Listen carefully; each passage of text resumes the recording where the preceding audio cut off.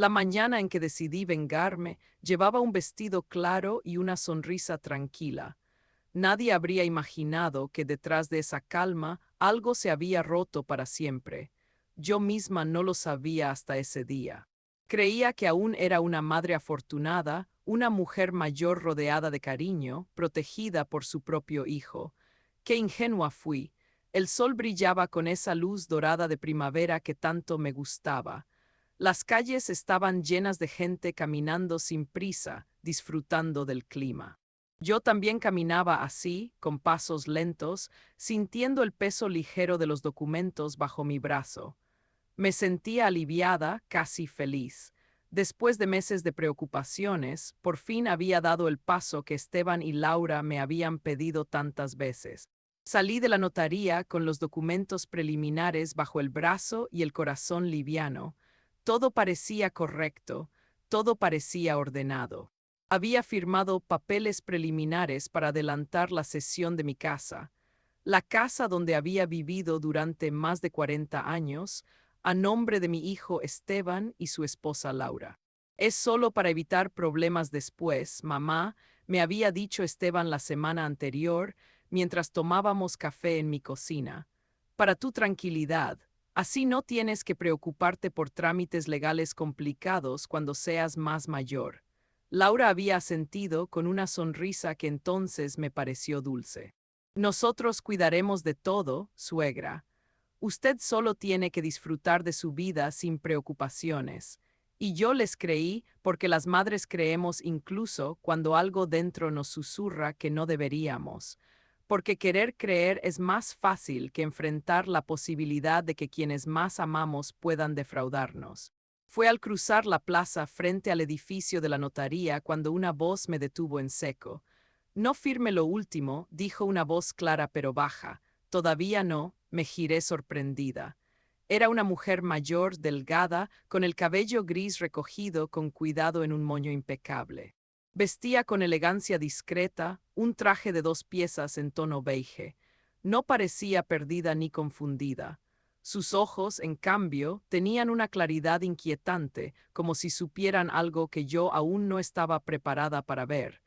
Había en su mirada una mezcla extraña de compasión y determinación. Disculpe, ¿nos conocemos? Pregunté desconcertada. No directamente, respondió ella, dando un paso más cerca, pero reconozco las señales. He visto esta historia demasiadas veces. El corazón me dio un vuelco incómodo. Intenté sonreír, restar importancia. No entiendo de qué me habla. Busque la carpeta azul, añadió, ignorando mi confusión. Antes de entregar su casa definitivamente, mire lo que su hijo cree que usted no encontrará. No estoy loca, no soy una adivina, soy alguien que ya pasó por esto y llegó demasiado tarde. Usted todavía tiene tiempo. Intenté preguntarle quién era, cómo sabía de mí, por qué me decía esas cosas, pero ya se había alejado con pasos firmes, perdiéndose entre la gente de la plaza. Me quedé de pie unos segundos, sintiéndome ridícula por haber escuchado a una desconocida. Una anciana más, pensé, tratando de calmarme. Gente que habla sin sentido, que ve conspiraciones donde no las hay.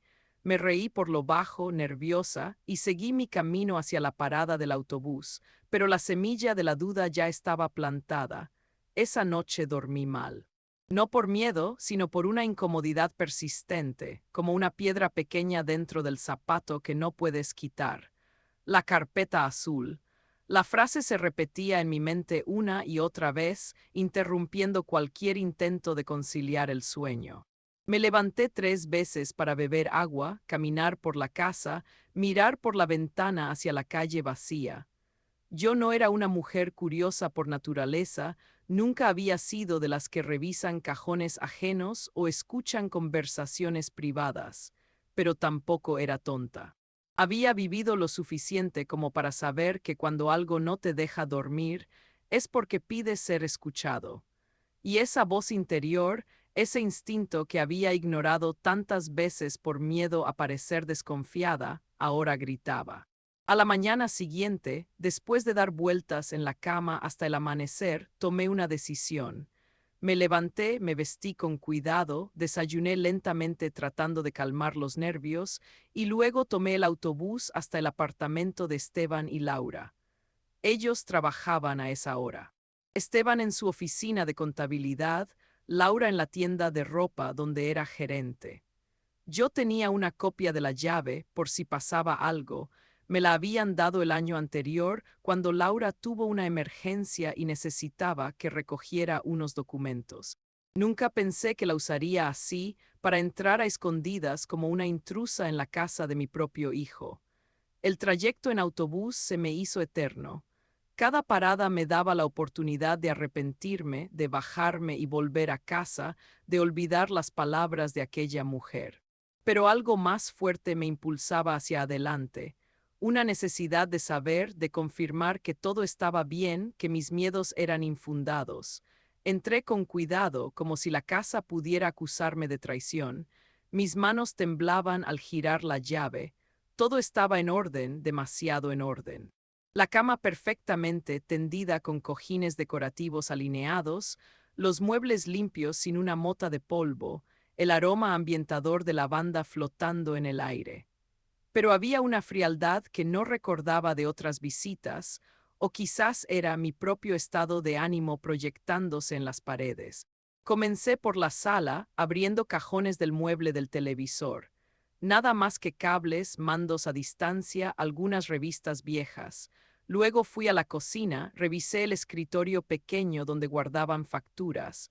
Todo normal. Empezaba a sentirme avergonzada de mí misma, de haber dudado, de haber invadido su privacidad. Hasta que llegué al dormitorio. Abrí el armario principal, moví algunas cajas de zapatos y entonces la vi escondida detrás de una caja de botas de invierno, al fondo del estante superior. Una carpeta azul, exactamente como había dicho la mujer de la plaza. La saqué con manos temblorosas y me senté en el borde de la cama. El corazón me latía tan fuerte que podía escucharlo en mis oídos. Tardé unos segundos en abrirla, quizás un minuto entero. Todavía podía cerrar todo, volver a colocarla exactamente donde estaba y fingir que nunca había estado allí. Podía salir de ese apartamento, volver a mi vida, mantener la ilusión intacta. Pero no lo hice. Abrí la carpeta. Dentro había tasaciones profesionales de mi casa, 3 de ellas, cada una de agencias diferentes. Los números saltaban de las páginas, el valor actual del mercado, proyecciones de aumento en los próximos años, comparativas con otras propiedades de la zona. Había correos impresos con agencias inmobiliarias, intercambios detallados sobre mejores momentos para vender, estrategias de venta rápida, cálculos exactos de comisiones. Había fechas específicas, transferencia de propiedad antes de diciembre, listado en mercado, enero, todo perfectamente planificado. Un documento tenía un título que me heló la sangre: Opciones de residencia asistida para adultos mayores. No era uno, eran varios folletos de diferentes lugares, algunos subrayados con marcador amarillo, otros con esquinas dobladas. Había notas escritas a mano con la letra de mi nuera, esa letra redonda y clara que yo había visto en tantas tarjetas de cumpleaños. Cuando la propiedad esté a nuestro nombre, vendemos rápido, decía una nota pegada a una de las tasaciones. La letra era de Laura. Ella no necesita tanto espacio. Es una casa demasiado grande para una persona sola. Es lo mejor para todos. Con el dinero de la venta podemos liquidar nuestra hipoteca y aún quedará para la residencia. Sentí una presión en el pecho que me obligó a respirar hondo, jadeando como si me faltara el aire. Las manos me sudaban. Pasé las páginas con desesperación, buscando una explicación, una frase que lo justificara todo, algo que me dijera que estaba malinterpretando. No la encontré. En cambio, encontré algo peor, un correo electrónico impreso, fechado 2 semanas atrás. Laura había escrito a Esteban un plan detallado. Cada paso estaba ahí, meticulosamente descrito. Primero conseguir los poderes legales y la transferencia preliminar. Luego convencerme de firmar la sesión completa antes de que se arrepienta o alguien la haga dudar. después vender la casa inmediatamente sin darme tiempo a reaccionar, y finalmente sugerir la residencia asistida como la mejor opción para su edad y salud. La respuesta de Esteban era breve: de acuerdo. Hay que hacerlo pronto. Mamá está cada vez más olvidadiza, es el momento perfecto. Olvidadiza, yo nunca había sido olvidadiza. Jamás había dado señales de problemas cognitivos. Era una mentira, una excusa para justificar lo injustificable. No lloré, no grité. Me quedé en silencio, con una claridad aterradora que nunca antes había experimentado. En ese instante entendí algo fundamental: no me estaban cuidando, me estaban preparando para desaparecer de mi propia vida, para ser borrada como un problema que resolver, como un obstáculo entre ellos y mi patrimonio. Mi hijo, el niño que había criado, alimentado, educado con todos mis sacrificios, había planeado quitarme todo. Volví a guardar todo exactamente como estaba, con manos que ya no temblaban sino que se movían con precisión mecánica. Limpié cualquier huella que pudiera haber dejado en la carpeta, cerré el armario asegurándome de que las cajas estuvieran en la misma posición, y salí del apartamento revisando 2 veces que todo pareciera intacto. En el autobús de regreso miré por la ventana sin ver nada realmente. Mi vida entera pasaba frente a mí como una película mal editada. Los años de trabajo en la fábrica textil, turnos dobles para pagar la universidad de Esteban, la muerte de mi esposo, cuando Esteban apenas tenía 12 años y tuve que ser madre y padre a la vez. Los sacrificios, las noches sin dormir preocupándome por su futuro, las veces que puse a mi hijo por delante de mí misma siempre sin cuestionarlo. Y para esto, esa noche no lloré, esa noche tomé una decisión. No iba a firmar los documentos finales, pero tampoco iba a confrontarlos todavía. Un enfrentamiento directo solo los pondría en guardia, les daría tiempo de reaccionar, de inventar excusas, de manipularme como evidentemente lo habían estado haciendo. La venganza, entendí en ese momento de claridad absoluta, no es un grito, es un proceso. Es estrategia, paciencia, precisión. Busqué a la mujer de la plaza durante 3 días. Volví a ese lugar a diferentes horas, esperando, observando. La encontré finalmente el cuarto día, sentada en el mismo banco donde nos habíamos cruzado, leyendo un libro de pasta dura. Me acerqué despacio. Cuando levantó la vista, no pareció sorprendida de verme. Sabía que volvería, dijo simplemente. La encontré, respondí sentándome a su lado. La carpeta azul, todo estaba ahí. Ella cerró el libro y me miró con esa misma mezcla de compasión y firmeza. Siempre está. Una carpeta, una caja, un sobreescondido. Cambia el objeto, nunca la intención. Se presentó como Clara Mendoza. Había sido asistente legal durante más de 30 años, trabajando en casos de derecho familiar, herencias, tutelas. Había visto de todo: hijos que robaban a padres, cónyuges que estafaban, familias que se destruían por dinero. Pero su propia historia era la que la había cambiado. Mi hermano hizo algo parecido con mi madre, me contó mientras caminábamos por la plaza. Yo vivía en otra ciudad, confiaba en él. Cuando me di cuenta, ya era tarde. Mamá había firmado todo. Vivió sus últimos 2 años en una residencia horrible, sin un peso, mientras mi hermano vendía su casa y gastaba el dinero. Murió sin perdonarme por no haberla protegido. Lo siento mucho, dije sinceramente. Por eso ahora miro, observo, reconozco los patrones. La vi salir de esa notaría con esa expresión de alivio mezclado con duda y supe exactamente qué estaba pasando. He intervenido cuando puedo, aunque a veces llego tarde o no me creen. Yo le creo, dije. Y necesito ayuda. Clara me ayudó a blindarme legalmente. Me llevó con un abogado de confianza, discreto, alguien que entendía estos casos. Cambiamos poderes notariales, revoqué todas las autorizaciones previas que había firmado, modifiqué mi testamento estableciendo condiciones claras y protecciones. Todo en silencio, todo perfectamente legal e irrevocable. Luego Clara me enseñó algo más importante: Cómo observar sin ser vista, cómo recopilar evidencia, cómo protegerme no solo legalmente sino emocionalmente. No se trata de venganza, me dijo, sino de justicia, de dignidad, de que no puedan volver a hacerle daño. Durante semanas actué como la madre confiada de siempre.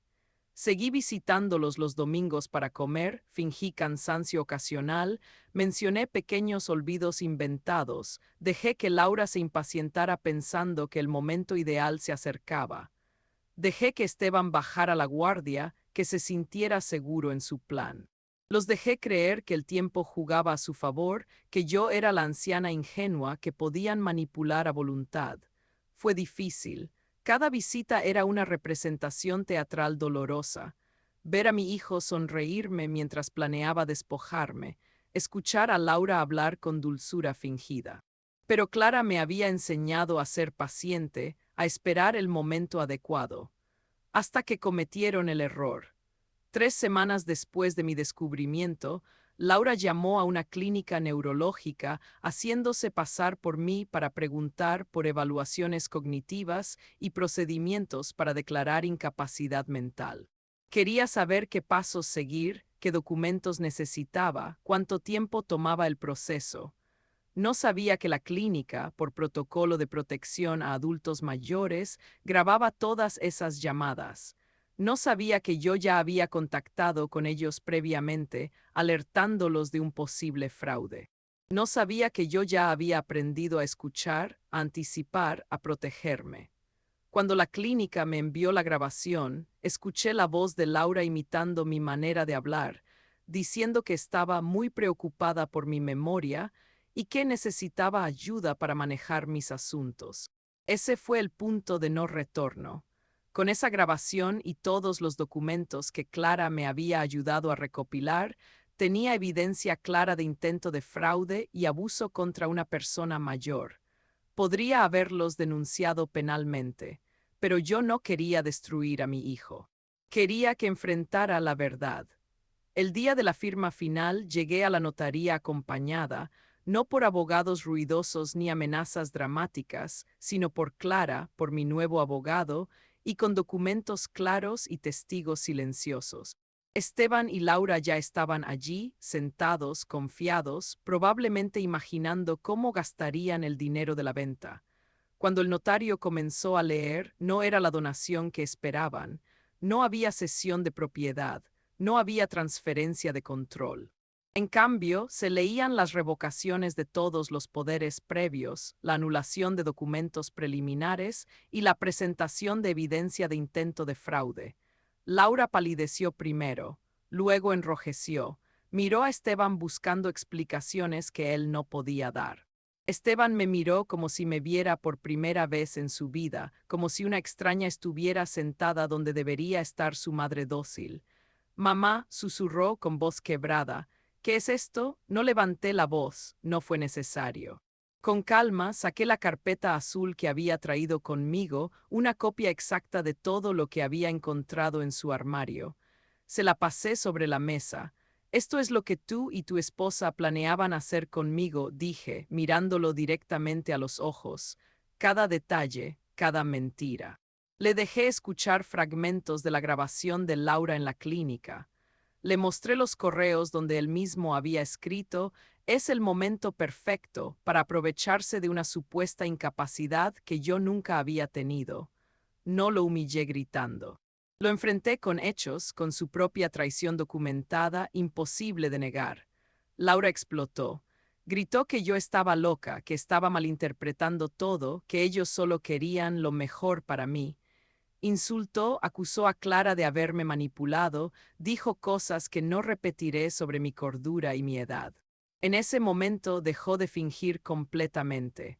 Y Esteban, por fin, pudo ver con claridad absoluta con quién había estado casado, con quién había estado negociando el futuro de su propia madre. Cuando Laura se dio cuenta de que no había salida, de que todo estaba documentado y legalizado, tomó su bolso y salió dando un portazo. Gritó desde la puerta que Esteban tendría que elegir.